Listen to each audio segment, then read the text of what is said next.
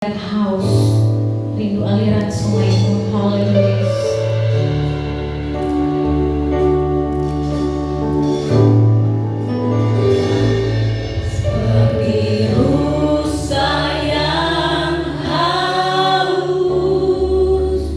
Rindu aliran sungaimu,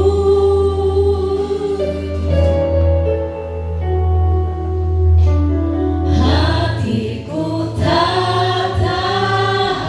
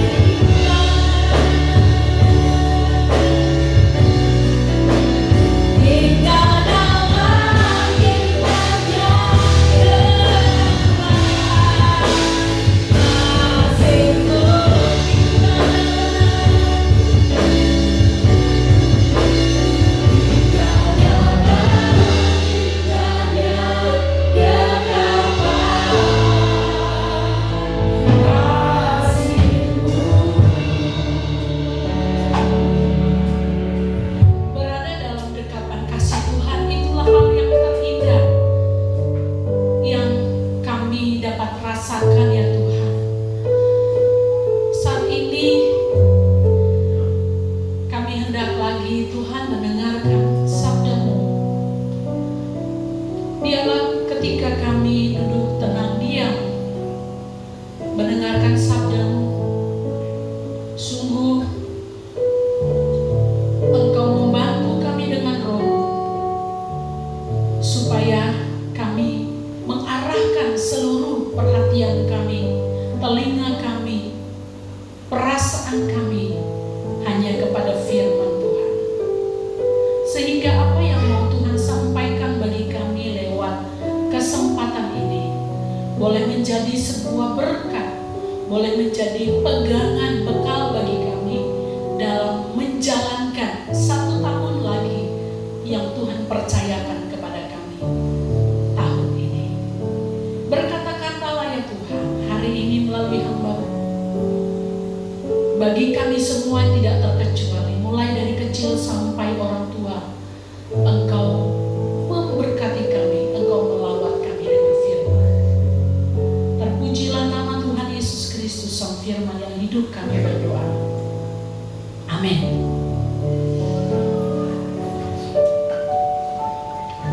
Shalom. Ya, puji nama Tuhan Bapak Ibu, kita kembali lagi bertemu di tahun yang baru ini, tahun 2021, yang kita harus sebagai orang percaya tetap yakini adalah tahun berkat. Amin. Ya, tahun di mana Tuhan senantiasa menyatakan kejutan-kejutan yang luar biasa, tahun yang harus kita yakini sebagai tahun di mana penyertaan Tuhan tidak pernah luput atas kehidupan kita.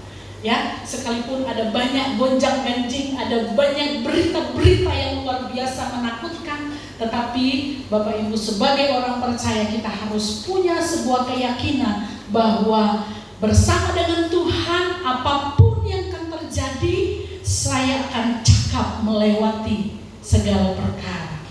Ya, hari ini Bapak Ibu saya akan membawa kita kepada satu tema firman Tuhan, yaitu tentang bagaimana mengatasi rasa takut. Nah, setiap kali kita memasuki tahun yang baru, kita selalu bertemu dengan atau menghadapi atau berada ya di dalam tipe-tipe manusia.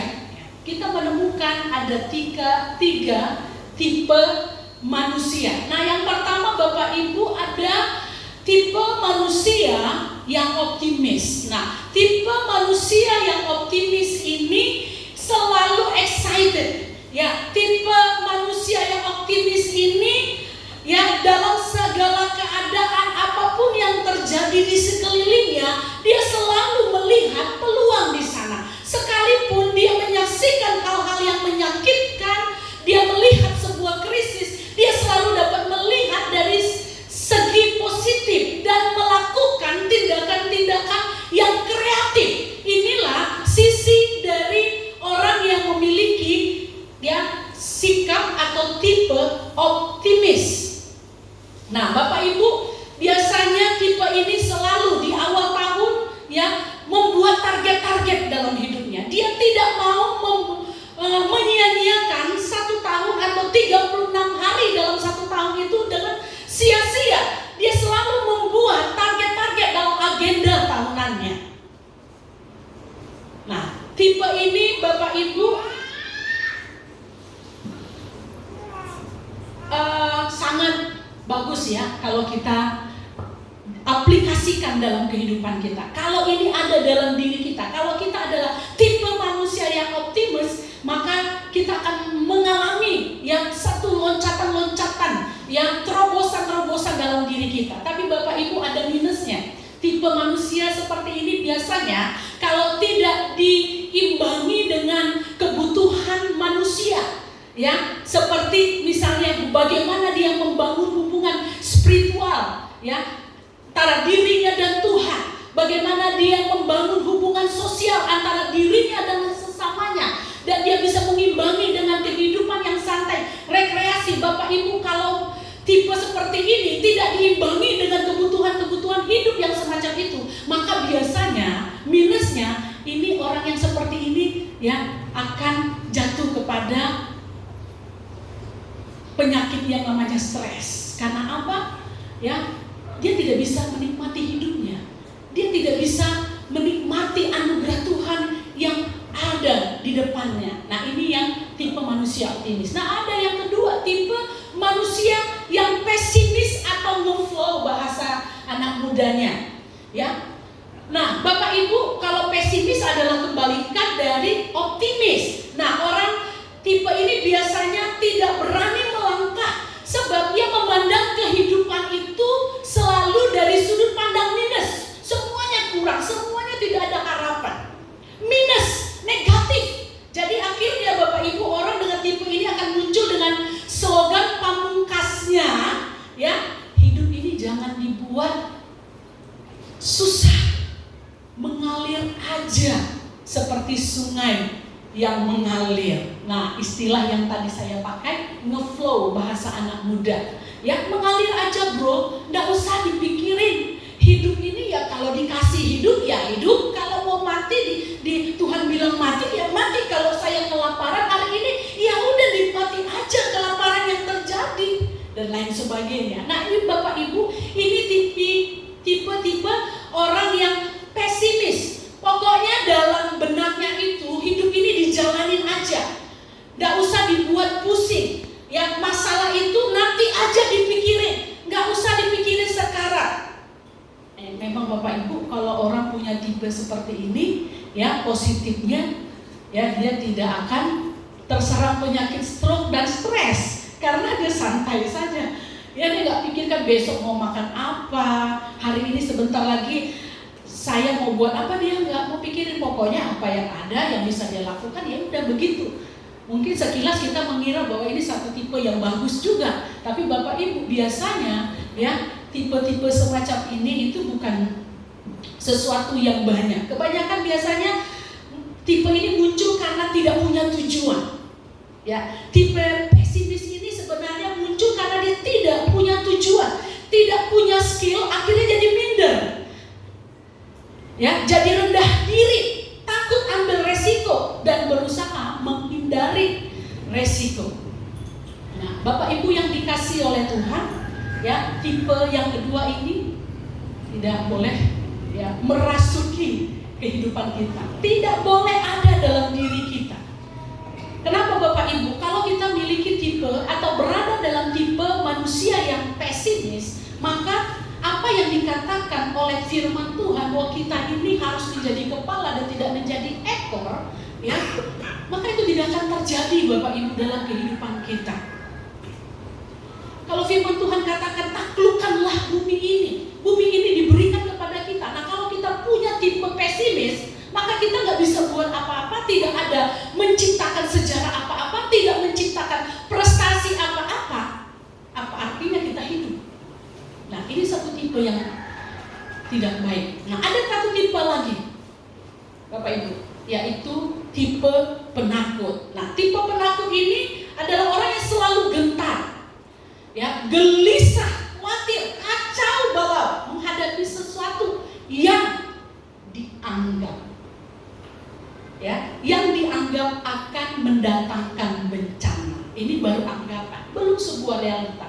Nah, seorang yang memiliki tipe penakut ini selalu dia berhalusinasi, beranggapan ya bahwa akan ada bahaya besar. Padahal itu masih berupa anggapan. Itu baru berupa bayangan, itu baru berupa visualisasi. Bapak Ibu yang dikasih oleh Tuhan, dalam perjalanan kita masih sepanjang tahun ini masih ada sisa 355 hari lagi. Masih panjang toh? Iya, masih panjang ya. Ini tanggal 10 ya. Tadi Pak Titin tadi bilang ini tanggal 10. Ibu Fati atau Pak Titin tadi, saya lupa siapa tadi bilang tanggal 10. Saya pikir tanggal 9 hari ini, rupanya tanggal 10. Enggak terasa ya. Tapi walaupun demikian perjalanan kita ini panjang Bapak Ibu. Ya. Kita nggak bisa prediksi peristiwa-peristiwa yang akan datang. Sementara kita mendengarkan bahwa berita berseliweran di mana-mana. Ya, di sana sini ada kejadian-kejadian. Yang terbaru ini apa? Sriwijaya Air yang jatuh, yang belum ditemukan. Ya, tadi pagi saya lihat ya serpihan spare partnya ada gitu ya, seperti wire-wire sudah mulai ditemukan, tapi jasad-jasad belum ada berita, nggak tahu perkembangannya apa Bapak Ibu ikuti ya. Kejadian-kejadian yang mengerikan terjadi di mana-mana. Banjir, gunung meletus. Saya kaget beberapa hari yang lalu saya melihat televisi Kota Malang yang tidak pernah terdengar banjir di kotanya ya. Kota yang terbilang tidak pernah banjir, yang drainase got-gotnya itu bagus sekali, ditata dengan begitu apik, bisa banjir sedemikian rupa di pusat kota, di alun-alun, itu seperti lautan saya lihat. Nah, ini kejadian yang tidak pernah terjadi di kota itu, tetapi terjadi. Belum lagi Bapak Ibu ya, kabar simpang siur tentang vaksin yang menakutkan ya. Vaksin sudah mulai didistribusikan, tetapi ada penolakan karena berita-berita bahwa kalau kita vaksin nanti tiba-tiba kita bisa jadi seperti kesetrum begini, terus bagaimana ketika kita divaksin tiba-tiba kita semua goyang begini. Wah, udah lebih baik. Ada pro dan kontra. Gereja-gereja juga membuat sikap ya. Dari gereja GKIN saya ikut grup belum ada, tapi dari gereja GBI kami baca ya bagaimana sikap dari petinggi ya gereja tersebut, memberikan ya pandangannya bahwa kita harus terima ini adalah sesuatu yang baik. Jangan takut dengan ya berita-berita hoax yang kita nggak tahu ya kebenarannya, kita nggak bisa pertanggungjawabkan itu. Tetapi sebagai orang percaya, sebagai anak-anak Tuhan, kita harus menunjukkan sikap kita mendukung ya pemerintah kita sudah berupaya mengatasi. Nah, saya nggak tahu apakah nanti terjadi seperti itu, saya nggak tahu. Tapi saya bersyukur karena saya nggak boleh menggunakan itu. Saya cukup jaga diri saya, karena kalau saya sebagai seorang penderita penyakit diabetes ya nggak boleh disuntikan vaksin itu. Jadi nggak semua ternyata ya bisa menggunakan vaksin itu. Nah, ini Bapak Ibu ya, sebuah berita-berita yang membuat kita bingung. Kita diperhadapkan antara solusi dan sekaligus masalah. Belum lagi Bapak Ibu dikatakan muncul lagi varian COVID-19 yang dampaknya 7 kali lebih mematikan dari COVID sebelumnya. Menakutkan Bapak Ibu. Nah, bagi orang tipe-tipe penakut, ini akan membuat hidupnya stuck. Betul ya? Ini akan membuat dia nggak bisa berbuat apa-apa. Ini akan membuat dia merasa bahwa ketika dia melangkahkan kakinya pasti ada celaka, pasti ada bahaya. Nah, kalau begitu Bapak Ibu, keadaan yang demikian, nah ini sudah repot sekali.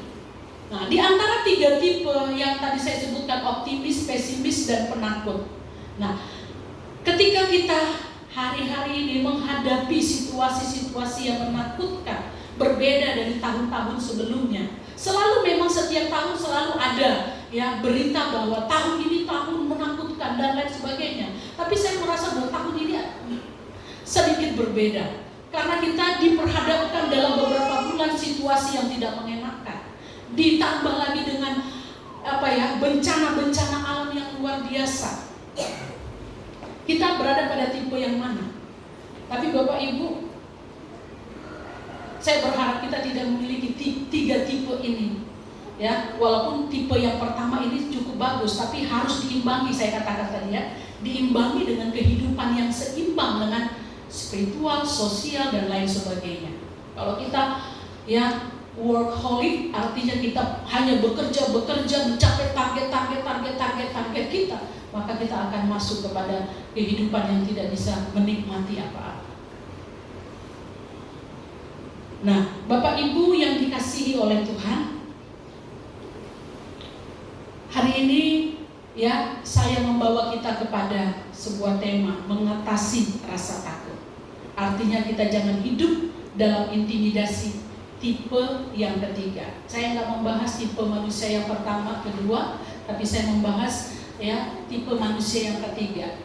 Dan semuanya saya percaya di dalam hati kita ya masing-masing walaupun tidak ditunjukkan ada rasa gentar, Ya, baru-baru di awal saya bertemu dengan beberapa orang, sudah ada yang menangis, ibu, saya takut bagaimana saya harus jalani tahun ini, karena tahun ini sepertinya berat sekali. Saya sudah mulai melihat tanda-tanda tidak adanya harapan pada tahun ini. Suami saya mau dipecah, kami tidak lagi dipedulikan. Penghasilan kami yang tadinya 5 juta sekarang turun jadi terjun bebas jadi 1 juta per bulan. Bagaimana saya harus mengelola keuangan yang begitu minim? Di tahun-tahun awal saya bertemu dengan beberapa orang, saya sudah mendengarkan berita-berita yang demikian. Ini tentu Bapak Ibu bukan saja menakutkan Bapak Ibu, tapi menakutkan saya juga sebagai gembala. Ini artinya saya harus berjuang lagi bersama dengan Bapak Ibu, berdoa lagi, berlutut lagi di hadapan Tuhan. Bahwa PR-nya begitu besar, PR-nya begitu banyak. Kami harus sama-sama berjuang. Ketakutan itu bukan hanya milik Bapak Ibu, ketakutan itu juga terjadi pada saya Bapak Ibu. Semua kita ini dirundung oleh rasa takut, khawatir, panik. Bapak Ibu, takut, khawatir dan panik ini itu adalah sesuatu yang manusiawi, tapi dikuasai olehnya itu yang berbahaya Bapak Ibu. Itu yang berbahaya bagi kehidupan kita. Seperti yang saya katakan tadi, ketika kita dikuasai rasa ketakutan yang luar biasa, maka Bapak Ibu, kita tidak bergerak kemana-mana. Kita tidak bisa buat apa-apa. Kehidupan kita stuck. Kehidupan kita menjadi lumpuh. Itu sebabnya Bapak Ibu, boleh jadi ada rasa ketakutan itu manusiawi, tapi hari ini saya mau bawa kita kepada sebuah janji Tuhan untuk kita bersama-sama ketika kita menghadapi sebuah peristiwa yang tidak jelas di masa yang akan datang. Bagaimana kita mengatasi dan melawan atau menang melawan rasa takut kita? Bukan hanya Bapak Ibu yang takut, saya juga takut, tapi kita mau menang melawan rasa takut. Nah, Bapak Ibu, dalam kitab 2 Korintus pasalnya yang ke-5 ayatnya ke-7, Rasul Paulus mengatakan, sebab hidup kami ini adalah karena percaya, bukan karena melihat. Sebab hidup kami ini adalah karena percaya, bukan karena melihat. Bapak Ibu, apa yang kita lihat hari-hari ini? Apa yang kita dengar hari-hari ini? Paulus berkata bahwa hidup itu harus punya iman. Hidup itu harus punya iman supaya kita bisa survive, supaya kita bisa bertahan Bapak Ibu. Kalau kita nggak punya iman, kita nggak bisa bertahan. Kita akan terlindas.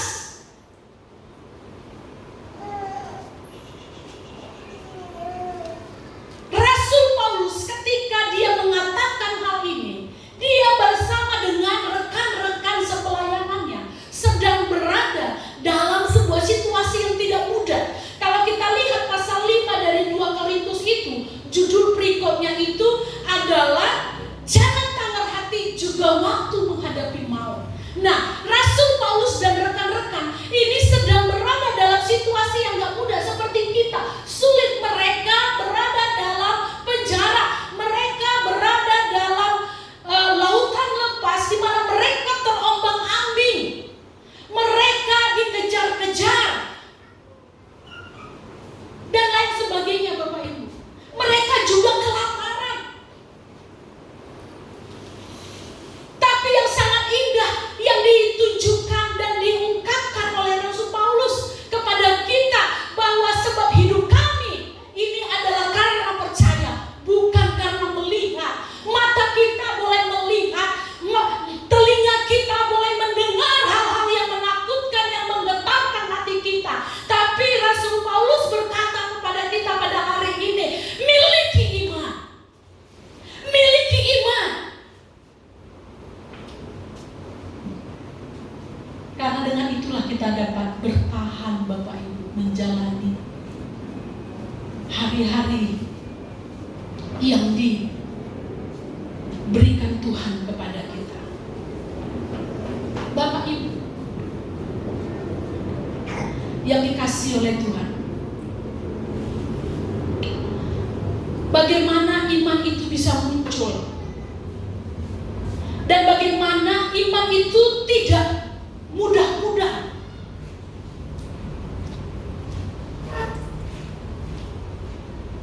Walau diterpa cobaan yang berat dalam sepanjang tahun ke depan,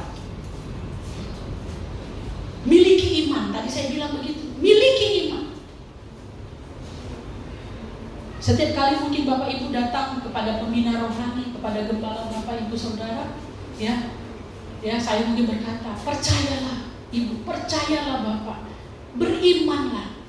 Nah, dengan niat baik saya mengatakan itu, dan Bapak Ibu mungkin berusaha beriman.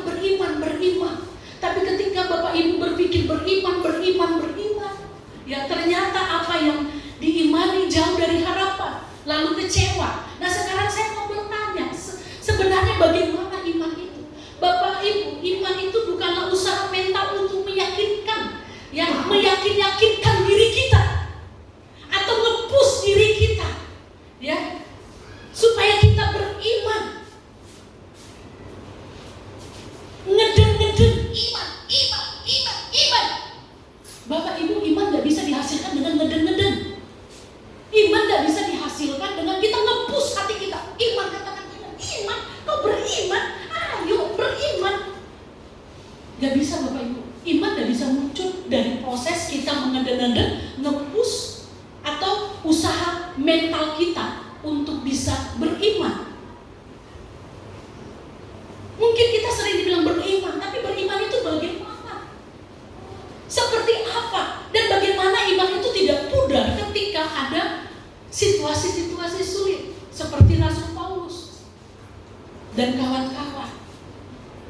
Bapak Ibu, firman Tuhan mengatakan bahwa iman itu muncul, itu dihasilkan oleh karena pendengaran akan firman Kristus. Rasul Paulus dan kawan-kawan tidak usah lagi diragukan bagaimana mereka begitu dekatnya dengan Tuhan, begitu dekatnya dengan firman. Itulah yang membuat mereka hari demi hari, sekalipun dikatakan pada ayat 8 pasal yang kelima itu, tetapi hati kami tabah dan terlebih suka kami beralih dari tubuh ini untuk menetap pada Tuhan. Mereka sekalipun dagingnya itu rusak, dagingnya lemah, tapi hati mereka kuat. Kenapa mereka bisa memiliki hati yang demikian kuat menghadapi situasi sulit? Mereka bukan lagi berhadapan dengan situasi, tapi mereka sudah ada dalam situasi dan krisis yang sangat hebat. Tetapi mereka tetap beriman kepada Tuhan, percaya kepada janji-janji Tuhan. Bagaimana itu bisa? Saya sangat percaya itu bisa terjadi apabila kita sungguh dekat dengan firman Tuhan. Bergaul tiap-tiap hari dengan firman Tuhan. Bapak Ibu, kita gak bisa jalani setahun ini kalau kita gak andalkan Tuhan, kita gak gunakan Tuhan dalam kehidupan kita. Bukan karena kuat dan gagahmu engkau dapat menjalani kehidupan ini.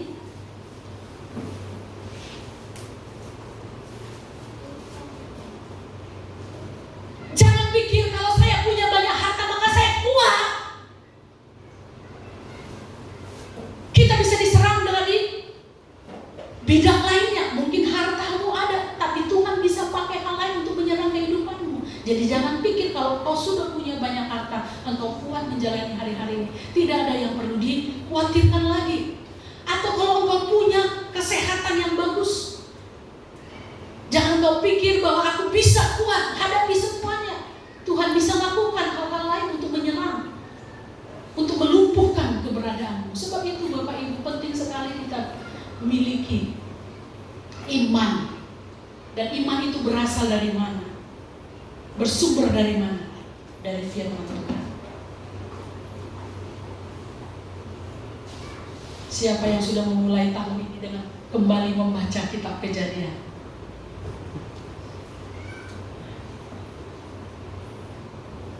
Pastori belum mulai. Kalau tidak ada kegerakan, tidak bergerak-gerak. Tapi saya percaya ada renungan pribadi. Ya Bapak Ibu mau menang, mau diberkati, mau survive. Adakah Tuhan melalui firman-Nya? Bu Asmida tiap hari kirim firman. Firman-Nya dibaca ya Bu? Oh, dibaca orang dikirim, bagus. Dibaca ada dikirim. Ada orang begini loh, dia nggak baca, tapi dia kirim. Posting aja, ya kan? Orang lain terberkati, dia sendiri nggak dapat apa-apa. Sayang sekali. Tapi kita semua di sini posting firman Tuhannya sudah dibaca juga, betul Pak? Wah, di Bang Fa ini mengalami satu gebrakan luar biasa setahun. Ya, saya lihat tiap hari postingan Facebooknya firman Tuhan. Kalau saya ya makanan, ya Pak firman Tuhan ini udah lebih pendeta dari pendeta di atas pendeta. Tapi sudah dibaca Pak, direnungkan. Amin, puji Tuhan. Iya, harus lebih dulu kita diberkati baru kita memberkati orang lain. Ya, puji Tuhan. Ya, mari berlomba-lomba. Ya, saya kalau lihat buah semidar pagi-pagi, saya nggak mau kalah, tapi bukan nggak mau kalah memposting. Saya nggak memposting, nggak tahu. Saya malas sekali ngetik-ngetik. Ya, tapi saya, ibu ini sudah duluan pagi-pagi ngirim firman, saya harus baca firman juga. Diingatkan, ya kan? Saya harus baca firman juga. Nah, Bapak Ibu, ini kekuatan kita. Ya, ini vitamin bagi jiwa kita, bagi tubuh kita, makanan BPK. Ya. Apalagi daun ubi tubuh, ikan asin itu untuk badan kita, tapi untuk jiwa kita ini firman Bapak Ibu. Tubuh tanpa jiwa itu tidak bisa apa-apa. Jadi isi setiap pagi awali dengan firman supaya kita dapat vitamin yang sangat membuat kita bisa survive, kuat. Ada orang mau jungkir balik di situ, marah-marahi kita. Kuat. Sabar. Oh, tadi aku udah dengar firman. Firman itu kan bekerja Bapak Ibu. Dari sanalah iman itu muncul. Ketika kita baca, firman bekerja. Dan itu ya perlahan-lahan akan menciptakan sebuah iman yang sangat luar biasa. Dan kalau kita sudah punya iman yang luar biasa, firman Tuhan enggak muluk-muluk. Dia bilang gak usah kau punya iman yang luar biasa. Kalau kau punya iman yang kecil aja, sebesar biji sawi, kau bisa pindahkan gunung itu. Nah, tapi masalahnya berarti kita belum punya iman sebesar biji sawi karena gunung gak pindah-pindah. Sudah ada yang bisa pindahkan gunung? Cerita dongeng kali ya. Nah, Bapak Ibu yang dikasih oleh Tuhan, ya, miliki iman. Nah, Bapak Ibu, sehubungan dengan rasa takut yang kita alami, maka hari ini janji firman Tuhan yang mana yang bisa kita jadikan sebuah pegangan. Tentunya ada begitu banyak ya firman Tuhan dari Kejadian sampai Wahyu. Kalau kita mau pegang semuanya ya nggak tahu, jangankan banyak ya, satu aja kali nggak kita hafal. Saya mau tanya dulu,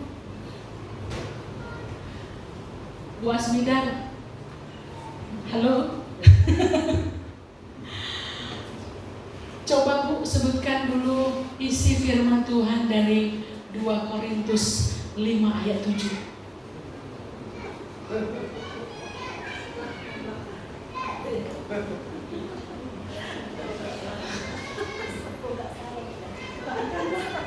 Apa Bu? Kalau nggak salah Bu. Iya, kalau nggak salah nggak apa-apa.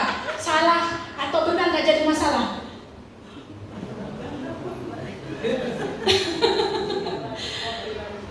Pak Titi Daki. Baru loh saya bilang tadi, sebab hidup kami ini adalah karena percaya, bukan karena melihat. Apalagi kalau saya kasih lagi ayat lagi sama si Benny. 1 Korintus 10 ayat 13. Oh, saya buka ayat dulunya. Pencobaan 1, 2, 3.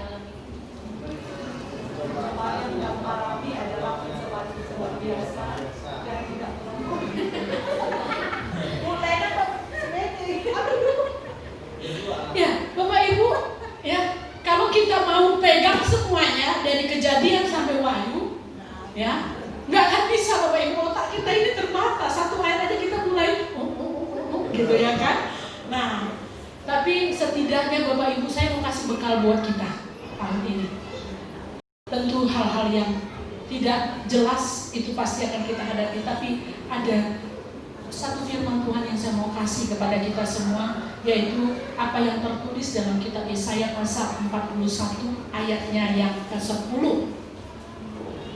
Kita harus imani ini. Saya katakan tadi bahwa untuk bisa survive menjalani 1 tahun ini, kita harus miliki iman. Iman itu muncul oleh pendengaran firman Tuhan. Kita harus baca firman Tuhan. Kita jadikan firman Tuhan sebagai pegangan hidup kita. Nah, hari ini saya mau kasih kita firman Tuhan yang akan menjadi pegangan kita di sepanjang tahun ini.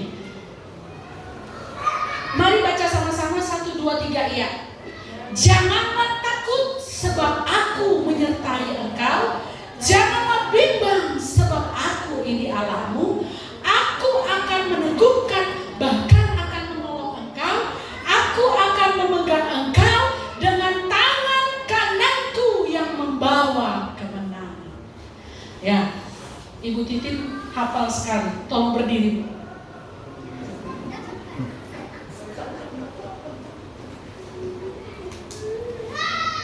Janganlah takut sebab aku menyertai engkau. Janganlah bimbang sebab aku ini Allahmu. Aku akan meneguhkan, bahkan menolong engkau. Aku akan memegang engkau dengan tangan kananku yang membawa kemenangan. Amin, puji Tuhan, beri kemuliaan bagi Tuhan. Bapak Ibu, ya, Alkitab tidak katakan bahwa kita tidak akan mengalami ketakutan. Alkitab justru sangat memahami bahwa manusia pasti akan mengalami ketakutan. Itu sebabnya firman Allah katakan, janganlah takut. Ketika kita takut dikatakan janganlah takut. Nah, Bapak Ibu, pernyataan ini bukan tanpa alasan. Kalimat selanjutnya dikatakan, sebab aku menyertai engkau. Janganlah takut sebab aku di sana menunjuk kepada Tuhan. Tuhan menyertai engkau. Janganlah bimbang sebab aku ini Allahmu. Nah, pada saat Bapak Ibu Saudara yang dikasihi oleh Tuhan ditimpa rasa khawatir, takut, menghadapi krisis, ingat, Dia berkata, aku akan meneguhkan, aku menolong, aku memegang dengan tangan kananku yang membawa kemenangan. Haleluya. Bapak Ibu, kita seringkali berdoa, ya, Tuhan, luputkan aku dari masalah. Tuhan, angkat masalahku. Betul ya? Kita sering bilang seperti itu sama Tuhan. Tuhan, luputkan aku dari masalah. Angkat masalahku.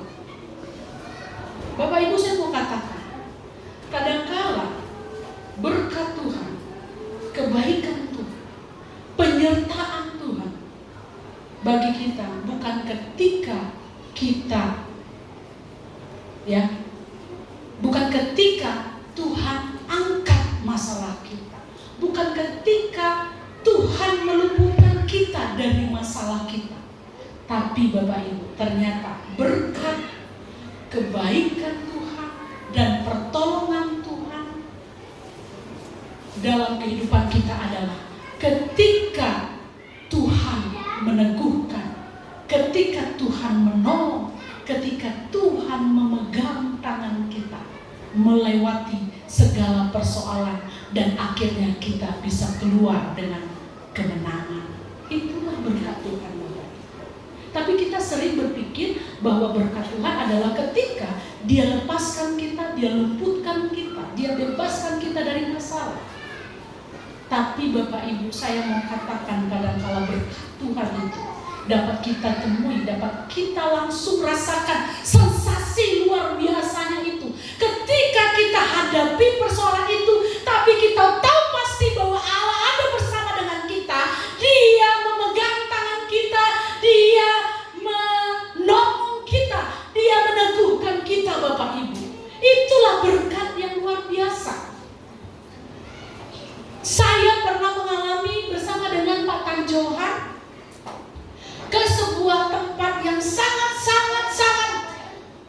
biasa menakutkan. Itu satu kampung yang bernama Boho.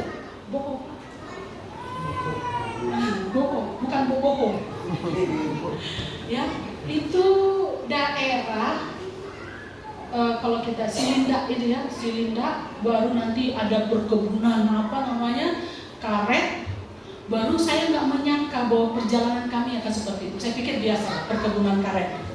Tapi rupanya setelah lewat perkebunan karet ini, kami harus menjalani sebuah perjalanan yang berbatu-batu cadas. Jadi ini seperti jalan pecahan yang gunung yang dipecah-pecahkan sehingga banyak batu gede-gede. Ya, kami harus melewati itu. Waktu itu masih mobil Avanza baru lagi. Tapi nggak tahu maju gitu ya. Ya pikir nggak apa-apa lah. Anggap aja kita sedang touring apa gini ya, sedang menjelajah kayak apa gitu. Jadi jalan, tapi Bapak Ibu nggak cukup sampai di situ. Saya pikir kayak kami sedang berada di dunia lain. Tapi ada satu perjalanan yang sangat menakutkan. Jadi ini untungnya mobilnya muat, pas banget seukuran mobil jembatan ini. Tapi Bapak Ibu, yang membuat ini sangat struggle adalah jembatan ini sudah sangat lama, ya, sudah lapuk, tinggal rangka-rangka. Ada sedikit kayu-kayunya, ya, tapi sebagian besar sudah nggak ada kayu-kayunya. Jadi besi-besi begitu. Nah, waktu itu sungainya sedang meluap. Kami coba, udah jalan aja Pak, ini pendeta punya iman. Jalan, tapi waktu baru setengah jalan, kayaknya tadi tuh iman tuh kuat, tapi di situ gentar. Wah, sudah berucap di situ. Kalau mobil ini hanyut saja, tapi jangan aku mati Tuhan sama suamiku. Saya bilang begitu, Tuhan tolong menjerit kami. Ada 3 orang ya Pak ya, di dalam 4. Nah, sama istri tentara. Jadi menjerit Tuhan Yesus terus berucap di situ. Saya kayaknya betul-betul muncul iman yang sangat luar biasa. Karena ada masalah, gitu ya. Terus Tuhan, aku percaya Tuhan, Kau baik Tuhan. Saya gitu, ngomong terus, ya. Terus apa yang bunyi-bunyi ini yang buat saya takut. Wah, jangan bergerak. Kalau nggak bergerak, bagaimana kita di sini terus? Kalau air ini tambah meluap, bagaimana? Nah, ini tambah repot lagi. Kita mau keluar dari mobil pun nggak bisa, nggak ada sunroofnya. Mau dari mana keluar? Iya kan? Karena pas jembatan itu seukuran mobil, nggak bisa dibuka pintunya. Tapi puji Tuhan, ternyata kami bisa melewati tanpa yang ada sedikit pun yang kurang dari diri kami. Bapak Ibu tahu nggak bagaimana sensasi yang saya rasakan ketika bisa sampai di ujung jalan itu? Luar biasa Bapak Ibu, luar biasa. Andaikan mobil itu bisa Tuhan buat melayang di atas, saya rasakan sensasinya tidak sehebat yang saya rasakan ketika melalui kesulitan itu. Itu luar biasa Bapak Ibu. Nah, sudah nyampe ke tujuan. Pulangnya bingung lagi, bergumul lagi. Tuhan, kalau ini bisa dilewati, aku nggak tahu mau bilang apa lagi Tuhan.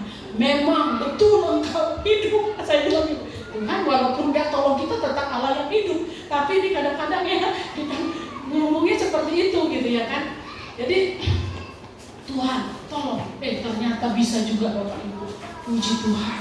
Bapak Ibu, mungkin kalau saya cerita seperti ini Bapak Ibu nggak bisa rasakan sensasinya. Alami dulu.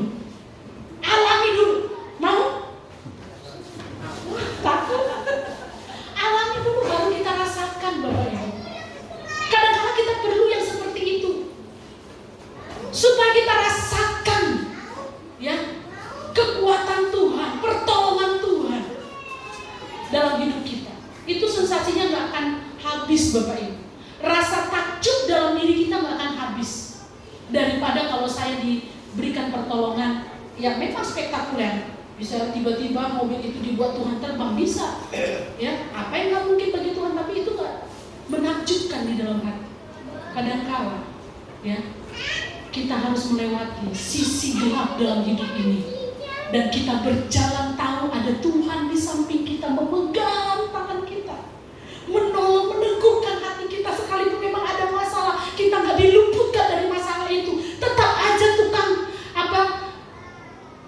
punya uang ya. Datang tiap hari nagih.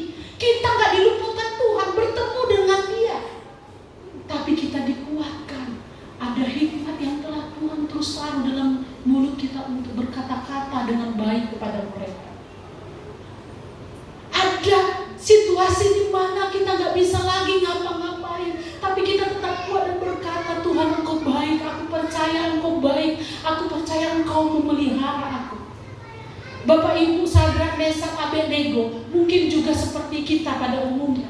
Ketika masuk dalam perapian yang menyala-nyala, mereka juga mungkin berkata, Tuhan luputkan, Tuhan lepaskan kami dari perapian ini. Tapi Bapak Ibu yang dikasihi oleh Tuhan, Tuhan tidak membebaskan. Bukankah mereka ini adalah orang-orang saleh Tuhan? Bukankah Sadrak, Mesak, Abednego adalah orang-orang yang dekat dengan Tuhan, adalah orang-orang yang sungguh-sungguh percayakan Tuhan? Tapi Tuhan tak luputkan mereka dari masalah. Tapi janji Tuhan, Dia katakan, aku meneguhkan, aku menolong, dan aku memegang dengan tanganku yang kuat dan membawa engkau pada kemenangan. Amin Bapak Ibu.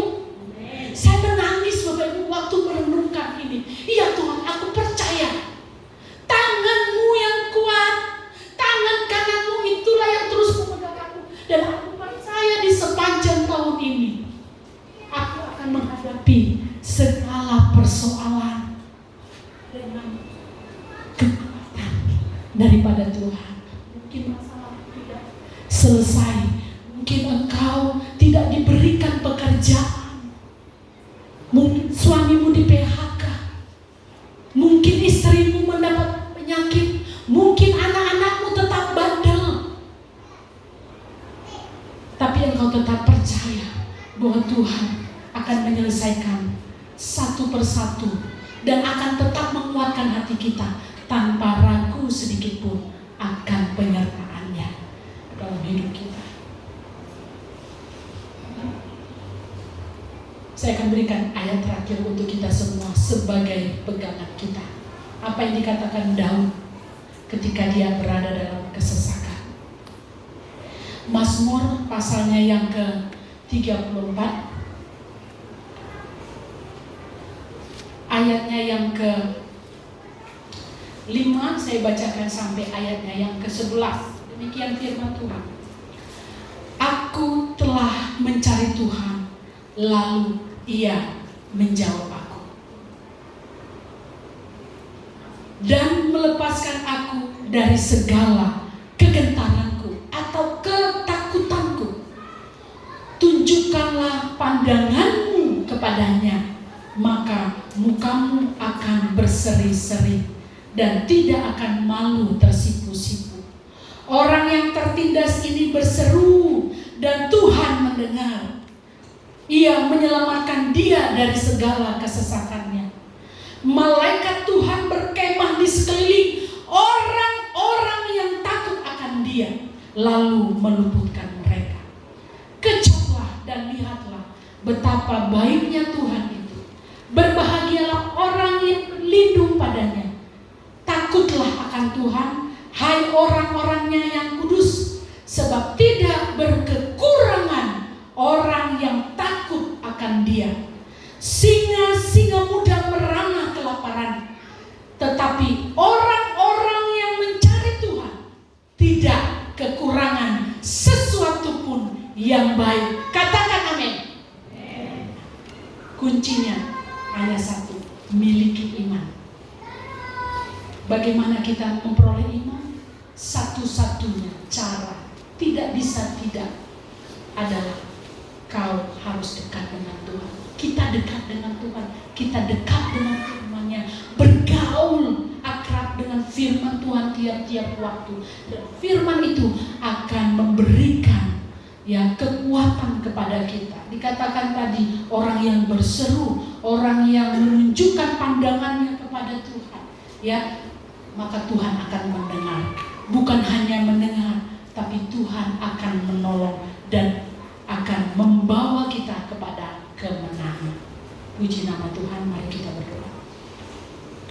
Bapa, di dalam nama Tuhan Yesus kami bersyukur hari ini Engkau telah mengingatkan kami dan memberikan peneguhan kepada kami bahwa sesungguhnya bahwa hidup tidaklah menentu, tetapi kami punya satu yang memberikan janji yang indah kepada kami. Janganlah takut sebab aku menyertai engkau. Janganlah bimbang sebab aku ini Allahmu. Aku akan meneguhkan, bahkan akan menolong engkau. Aku akan memegang engkau dengan tanganku yang membawa kemenangan. Dan firman ini akan kami jadikan pegangan kami di sepanjang perjalanan tahun 2021. Kiranya pertolongan-Mu dapat kami nikmati, dapat kami rasakan ya Tuhan, sungguh-sungguh dalam kehidupan kami. Terpujilah nama Tuhan, kami berdoa. Amin.